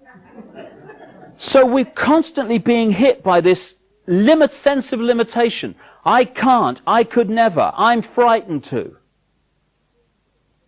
So we have a limited imagination of ourselves. I remember I was brought up on this big housing estate, and I was kind of conditioned to believe that because I was like working class, that my life was basically sorted. Because there were two types of people in the world. There was us and there was them. And as I was an us and not a them, that was fundamentally important and at the heart of where my life would go. I was born working class and I'll always be working class. Not planning to evolve then. No, all right.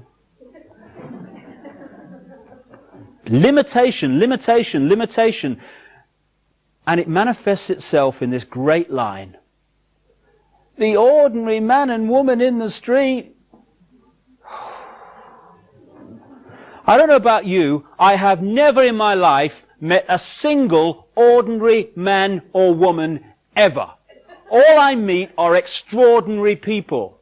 But we are conditioned to see ourselves as ordinary. Ordinary man and woman in the street, I got no power. Therefore, we play that part. We read that script. We act out on the movie of life, this three-dimensional holographic movie we're part of here in this three-dimensional world. We play the part. And therefore we live that reality. Limitation of I can't, I could never, I'm ordinary. So we set up the circumstances in which those who see themselves as ordinary can be manipulated by those who realize the game. What I've sort of seen in this hassle-free zone that I talked about at the start, the hassle-free zone is also a pyramid. I was kind of interested to be invited last summer to the memorial service for the British comedian Larry Grayson, who I knew quite well for a short time. Very funny man. Something was said at that event which really sums up what I'm saying.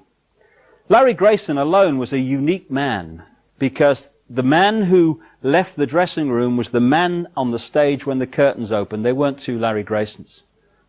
I remember him saying once, anybody watching this kind of video in another country, I'll give you an idea of Larry Grayson.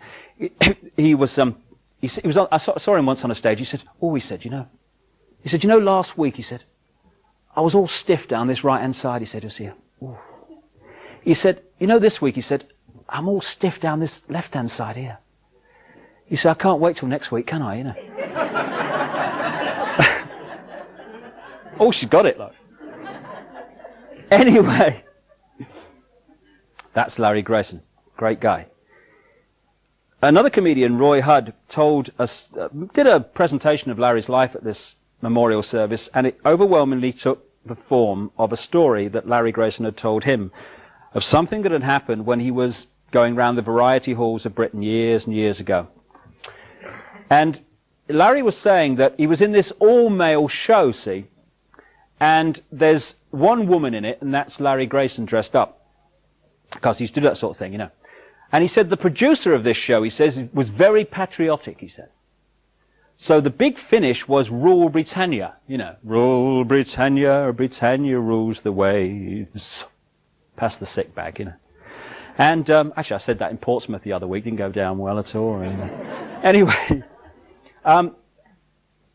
so what they had, this big finish, Rule Britannia. And he said what happened was all the men came on dressed as sailors, started singing, you know.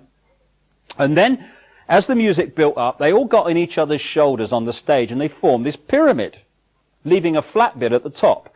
On walks Larry Grayson then, dressed as Britannia. Long gown, sword, shield, helmet, you know. And he gets manhandled up the top of this pyramid and he's on the top there. Rule for the big finish. Well, as Larry Grayson said, one night, he said, things seemed to be going rather well, he said. Then I noticed, he said, that the sailor in the bottom left-hand corner had got rather a cough, he said. And he came out with a great line. He said, and as any ancient Egyptian will tell you, that is a rather important point on the pyramid. So, this guy's eventually coughed his guts up, hasn't he, you know? And he's fallen out of the pyramid. So what's happened? The stage is awash with tumbling sailors. Larry Grayson apparently is in someone's lap in the second row. Oh, hello dear, how are you? All right, yeah. Now, what has happened here? Larry Grayson, symbolic of the few who control the planet, has not done anything. An ordinary man and woman in the street has got a flaming cough. And the whole thing's come down because we have been conditioned to forget where the power lies in a pyramid. It's not up there, it's here. But because we think it's there, we have created that physical reality of a pyramidic system. People say, oh, those people, that elite, that global elite, they're very powerful, aren't they? No! The power that is used to manipulate the human race day after day is merely the power the human race gives away day after day. That's all. So there we are in this hassle-free zone pyramid, right? And everyone's on everyone else's shoulders and these different levels in the hierarchy of society. And each level saying to the one below, don't you move, you stay where you are, I'm depending on you. You know, if you walk out of there, the whole system will be collapsed, it'll be chaos, there'll be, hunger and, it'll be terrible. So, all right, I'll have to stay here. And each level of this pyramid, everyone else is terrified into stepping out of it and getting a cough because they're terrified of the consequences of not being in this prison. And at the top of this pyramid, being held up by this fear, are a very few people who are passing down through the different levels the messages they want the whole pyramid to accept as reality. Like anyone who's not into religion or science is into spirituality and metaphysics and seeing that we are actually very different to what we've been portrayed as. You know, we're not slabs of meat, we are multidimensional consciousness. Right, well that's a problem, because if we realize they're multidimensional consciousness in control of their own lives and destiny, that means we can't control them. So therefore we must persuade them that's right. Okay, that staff, pass it on, it's the devil. Oh, all right, thank you very much, it's the devil. Oh, it's all devil, you know, they're talking about it's the devil, you're Satan. Or they try the other approach, they're off their rocker. Oh, yeah, oh, they're bloody mad, you know, they talk about, oh, yeah, pass it, oh, yeah, no, I think so, yeah, my mother told me, yeah. And the other thing they pass down, on which we all pass on, you are free. You are free. Pass it on. We're free, oh, great, we're free, honey, pass it on, we're free, oh, we're in a democracy, oh, yeah, it's great, we're free. Don't need to cough. Because we're in a democracy and we are free. But what are they actually saying, this freedom? They're actually saying, you are free to watch Noel's house party. For people in another part of the world, that is an insult an intelligence-insulting program, in my humble opinion, but never mind. They are saying, you are free to watch the National Lottery live and contribute to the latest form of taxation in this country. You're free to do that. You're free to watch the gladiators knock their flipping heads together. And Dallas and all this other stuff. You're free to watch all that. You are free every year to have more and more dots on your zapper button, and you're free to press any one of them and have your intelligence insulted by 99% of them. You're free! Oh, thanks. But you are not free to say what you really think without hassle. You're not free to be what you really are and express what you really are. You're not free to live your life as you see fit if it is outside the manufactured norm. You're not even free to live in one house and pay to live in one house. You have to buy 3.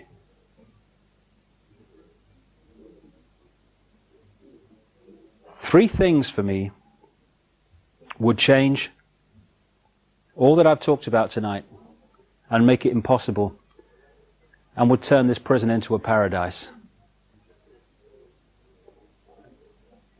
It doesn't take one new political ism, not one smoke-filled room, not one terrorist freedom-fighting organization, what a contradiction in terms, to change this world to a paradise. It just takes each of us to be who we really are and to express that uniqueness. It needs us to get a cough and step out of this nonsense. Those 3 things are to respect our own right to be unique and to express that uniqueness. Crucially, to respect everyone else's right to be unique and express their uniqueness. And thirdly, that no one ever seeks to impose what they believe on anyone else.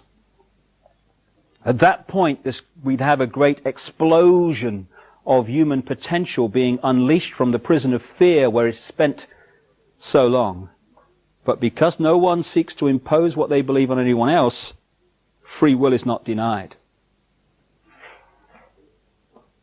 Once we respect our own right to be unique, we cease to be a slave to imposed thought and behavior. Once we respect everyone else's right to be unique, we cease to be a police force of the hassle-free zone and all the other slaves. And if we don't seek to impose what we believe in everyone else, no one's free will is denied. And what a difference that would make. If you take the symbology again of the herd of sheep. Hundreds of sheep across that hillside. Farmer arrives in the pickup truck, gets out, stands there on the stick, wagging the eyelids. 1 or 2 or 3 of the sheep start to walk towards him. But now, the sheep mentality is very different. The other sheep are not following the one in front. They're celebrating their uniqueness. They're following their heart. They're expressing who they really are. So they're saying, that's interesting, old Fred and Ethel sheep going over to that bloke on the stick, that's interesting. Do you know they do that every day at the same time? Very strange. But me, no, my heart, this is right for me. I'm going over here, I'm told it's ever so good, there's a lot to learn over there, a lot to experience, that's where I'm going. And the other sheep says, oh, that's good, I'll have a word with you later, see what went on. But I'm going there, and I'm going there. What on earth does the farmer do? Because now it is mayhem from his point of view. Because the bar mentality has disappeared. And all the other sheep are saying, you have every right to go over there. As long as you don't interfere with me, that's great. Same with you, same with you. So the farmer might, at that point, symbolic of this global clique, he might then fall back on Old Faithful. We'll frighten them to death. Get them flipping sheepdogs out. Row, row, row, row. And now, the same sheep that are expressing their uniqueness, because they're now in their own power, and they know that they are infinite in their power, because there are no ordinary men and women in the street, just extraordinary people. Because they're in their power, they realize that fear is their creation. And fear may be stimulated out there, but we choose whether to fear or not. Nobody else. It's just a choice. Everything's just a choice. So, it's, excuse me, go and have a bowl of water or some dog food or something, on your way, not interested, not going to be frightened into conforming to what you say I should be. All that's happened in that example is that the sheep have let go of fear. They have let go of fearing being what they are, unique. And the whole situation has changed. And if you bring that into the human experience, everything that I've talked about tonight becomes impossible once we express our uniqueness and stop condemning everybody else for expressing their uniqueness because it differs from what we think they should be doing. And for me, we are the front of the snowplow generations here. There is a global awakening going on that's changing the nature of people's perceptions of life. You know, when I look at people, I see them standing symbolically in an eggshell. Inside the eggshell is that very narrow area of our consciousness that we actually operate on in this three-dimensional world. And that very narrow area, first gear as I call it, is a doddle to manipulate by messages hitting us through the eyes and the ears constantly. Outside of the eggshell is our multidimensional consciousness, not some other external entity, our own multidimensional I going on into infinity. An infinity of love, understanding, wisdom, knowledge. Because, you know, people say you have to seek enlightenment. I don't agree with that. Enlightenment's never gone away. Enlightenment is sharing exactly the same space as ignorance. It's just on a different vibration, that's all.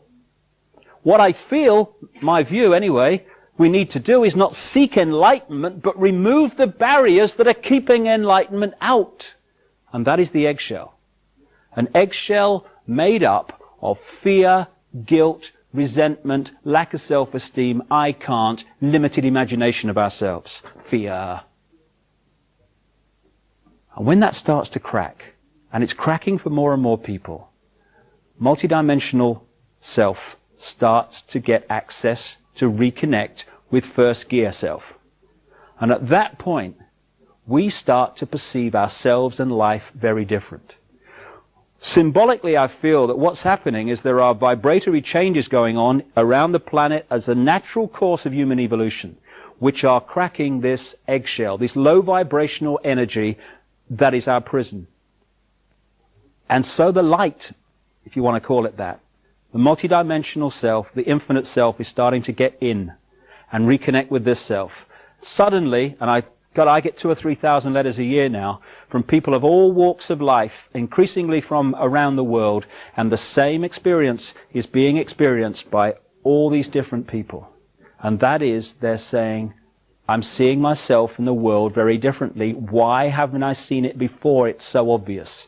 Because now the eggshell's cracking. And it's not first gear that's making the perception process in this world. It's multidimensional self. We're becoming whole again. We're becoming what we really are, but have forgotten we are.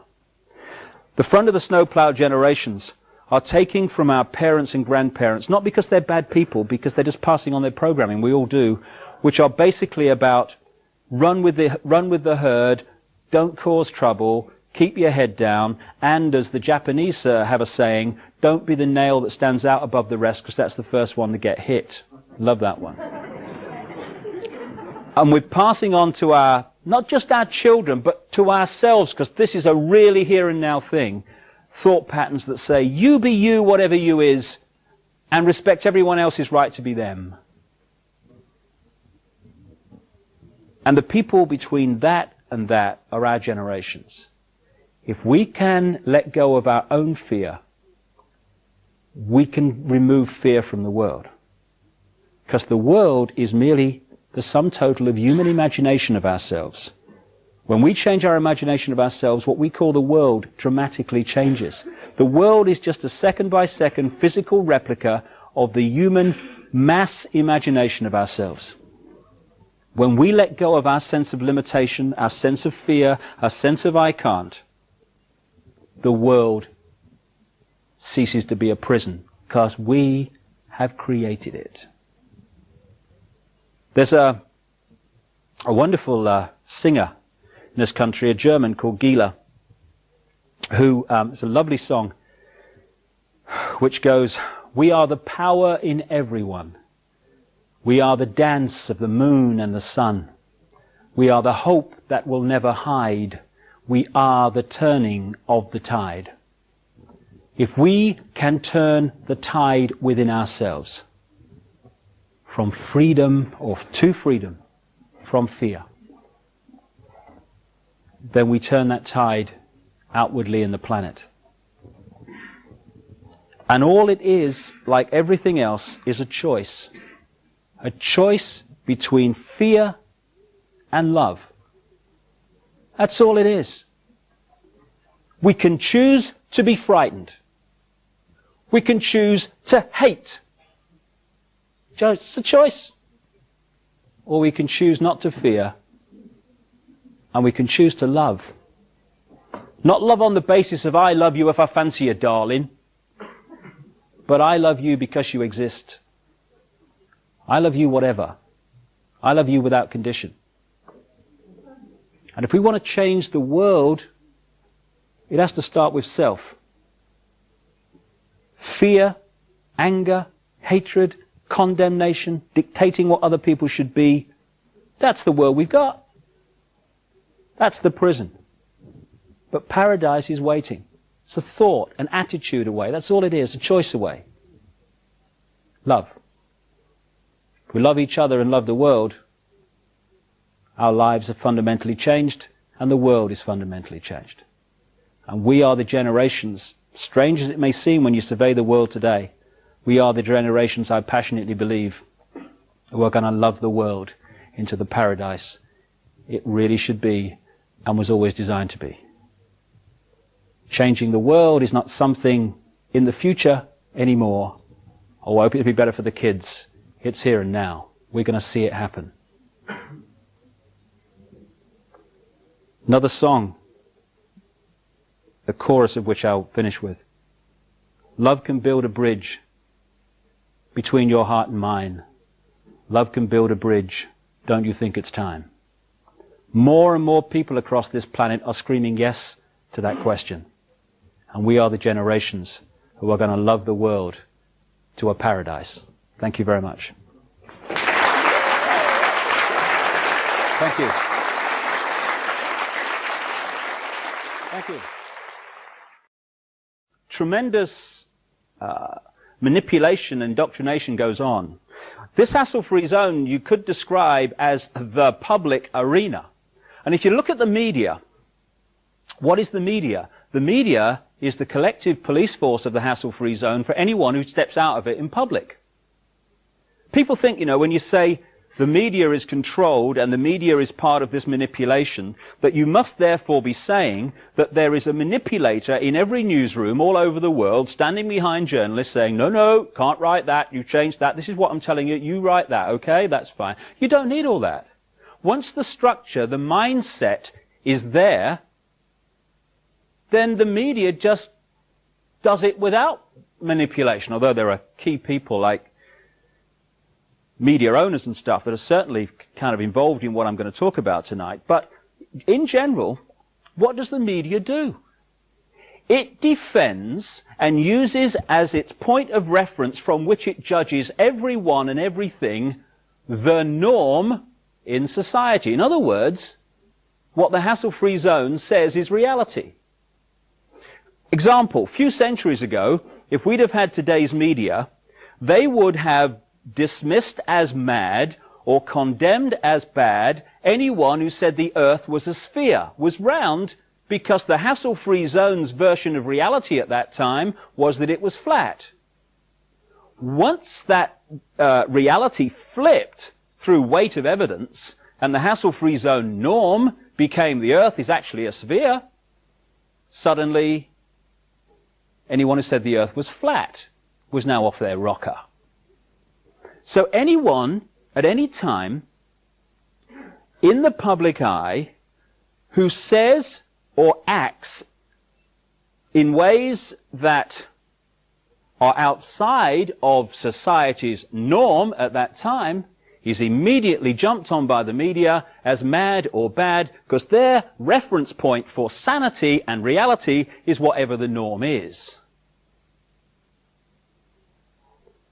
And there are several key mind manipulation techniques which are very, very powerful propaganda tools.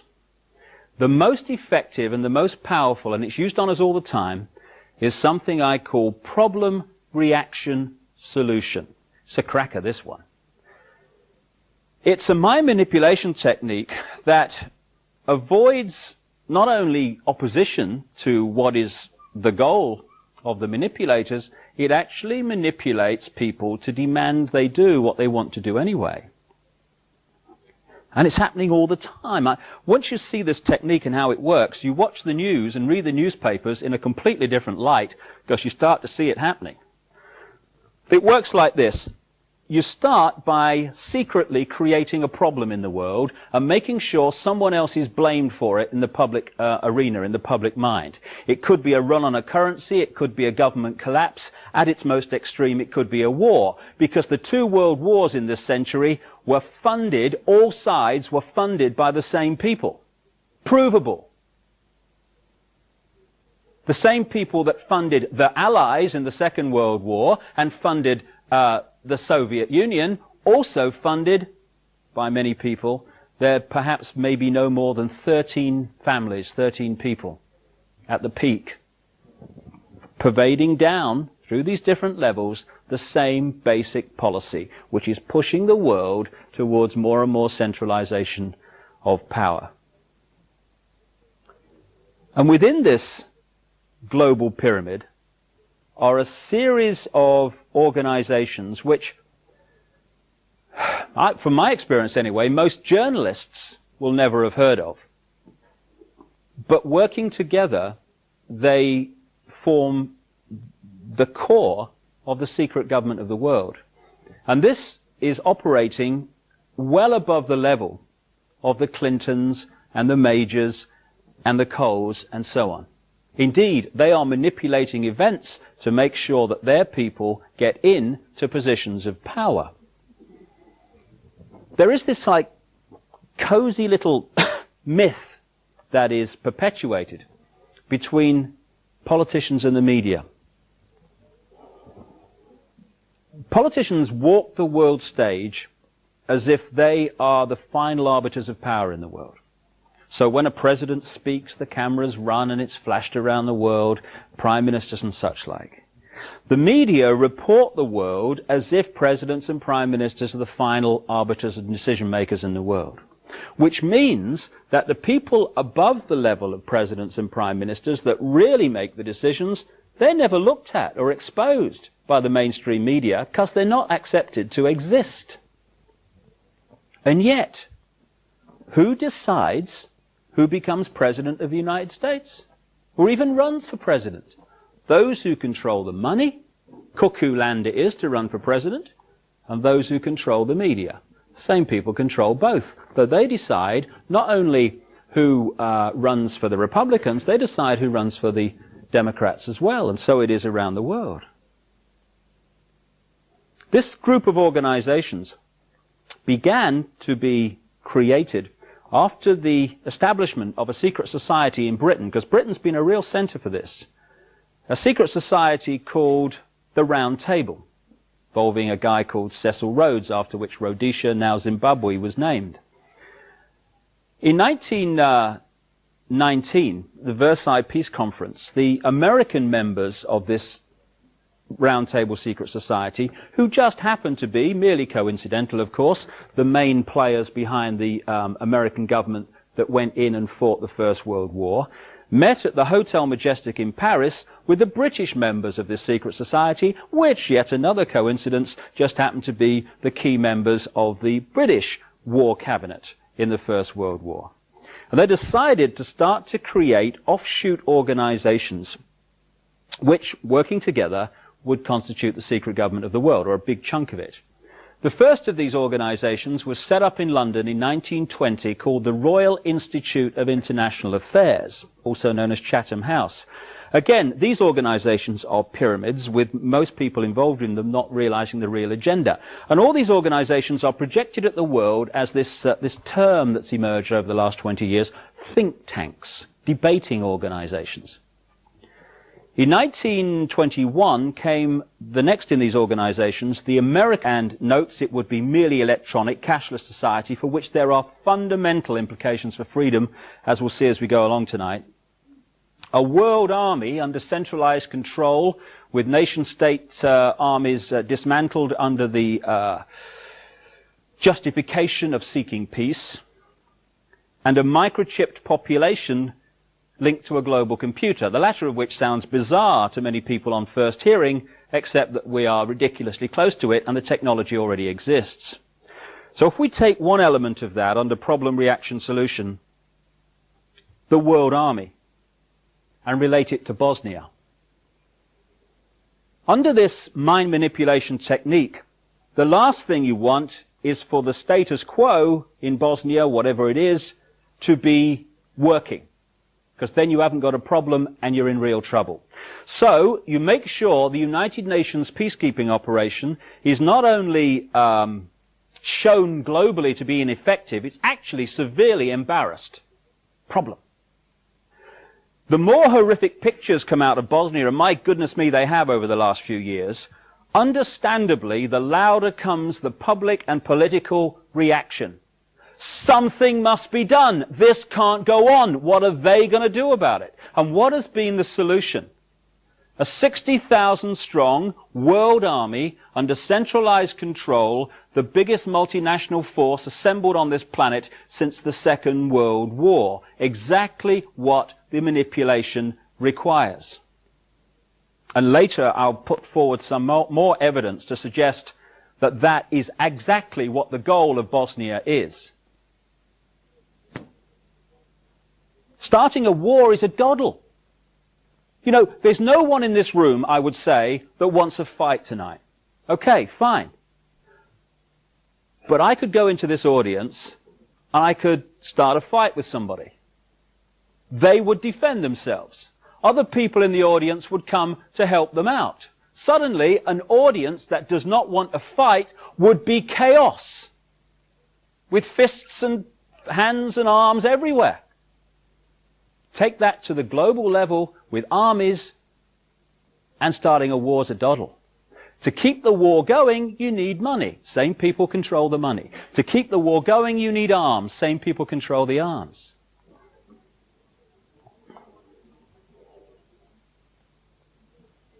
The way that this can be done, with a very few people, at the peak, that is because if you look at every organization today, be it a university, a school, a government, a secret society, anything, a multinational company, business of any kind, they're structured as a pyramid. The pyramid is the structure of society today. I believe that we're actually moving in this spiritual awakening that's going on now from the pyramid to the circle, which is a very, very different way of people contributing to society. But at the moment we have the hierarchy, the pyramid, which works like this. In any organization, you've got a very, very few people at the peak of the pyramid. That very few people know exactly what that organization's about, what its real agenda is, what it's really trying to achieve. The further you come down from that peak in any organization, you're meeting more and more and more people who know less and less and less and less about what the organization's really about. They only know their part. The CIA call this compartmentalization, keeping from everyone else in the pyramid how what they're doing in apparent innocence links in with what other people are doing in apparent innocence to produce a very sinister pattern. I was talking to a guy who worked for 20 years at the listening station at Cheltenham, GCHQ. And he was telling me that that building is actually structured under this process of compartmentalization. If you work at GCHQ, you have an electronic card which only gets you in that part of the building where you work. You can't get anywhere else. So the only people in GCHQ who know everything that's coming in, how it fits together and what's really going on, what the real pattern is the very, very few people at the top. This is how it works all along. The Freemasons are a classic example of this. When you say that the Freemason secret society is involved, people think that you must be saying that every Freemason wants to manipulate the world to global dictatorship. Utterly ridiculous. Of course they don't. But if you look at the Freemason structure, the vast overwhelming majority of Freemasons in the world, you know, the ones that go down the local lodge and roll their trouser leg up and show their left thing or whatever, you know. Strange. I've always wanted to do that. It'd be a bit of fun.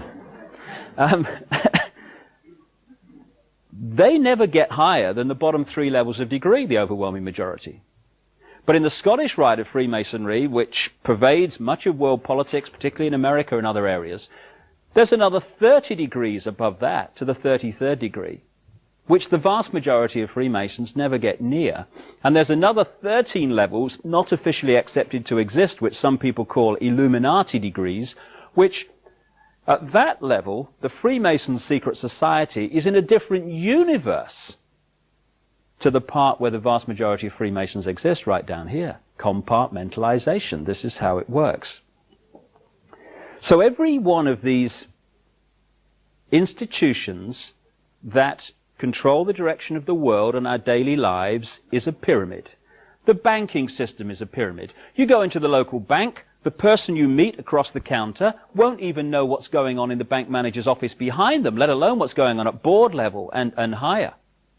I met a guy only last weekend who'd been in the bank. He's retired now, but he worked for a big British bank, and he worked to a very, very high level in it. And he heard me speak, and he came up to me afterwards, and he said, you know, it's right, you know.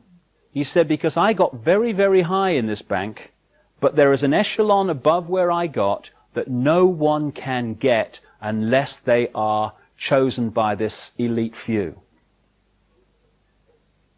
So the banking system is a pyramid going to a peak.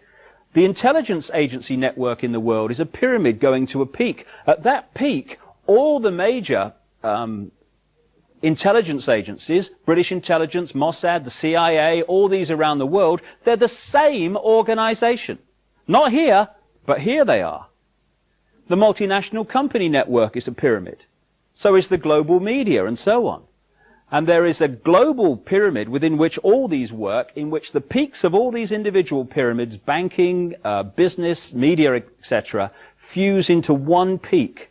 And up there, it's speculated Hitler. Through loans from America, known as the Young Plan and the Dawes Plan, and also via the German subsidiaries of American multinational companies. Why would they do that? Why would someone want to fund all sides in a war? What is good is a war? Well, first of all, on one level, it makes vast amounts of money if you're lending money to all sides and you're also selling them lots of arms and all that stuff. But the fundamental reason for a war is to change the nature of post-war society. And what we saw in the First World War and the Second World War were massive global examples of problem, reaction, solution, which work like this. The problems created secretly. You then use the media, which isn't difficult, to wind up public opinion in relation to your manufactured problem to the point where public opinion utters the classic words, something must be done, this can't go on, which is always followed by, give my power away, what are they going to do about it? And at that point, those who created the problem and got someone else to be blamed for it wound up that public reaction, then openly, in the public arena, in the parliaments of the world, in the newspapers and on the television, offer the solutions to the problems they have created. And in doing so, they get vast numbers of people to demand what they want to do anyway. For instance, if you want more cameras in the streets. Crikey, they're going up all over the place in Britain. If you want more cameras in the streets, you want a more armed police force, you want more authoritarian laws, greater erosions of freedom, and you want the public to demand you do it, then get the public frightened of crime. Either let society break down so there is more crime, or emphasize crime to be worse than it really is in some areas. Get people frightened, and the first thing people do when they're in fear about something is they look for someone out there to protect them from what they're frightened of. So, get people frightened that they're going to be burgled, get people frightened they're going to be mugged in the street, and they'll demand you take the freedoms away. They'll demand cameras in the streets and more authoritarian laws. I turned on the BBC Radio 5 last year, and they had an item on cameras in the streets, because they're going up everywhere, these things, you know. You want money for homeless people? Oh, the economy's not too good, you know, you have to wait for these things. You want cameras in the street? They'll write the check. And this guy was from a council in East Anglia, Norfolk, I reckon. And he said, to be honest, he said, crime rates in our area don't justify cameras in the streets. He said, but our people think they do, so we're putting them up to make them feel better. Problem, reaction, solution. And we have a very topical example of that in the last few years, Bosnia.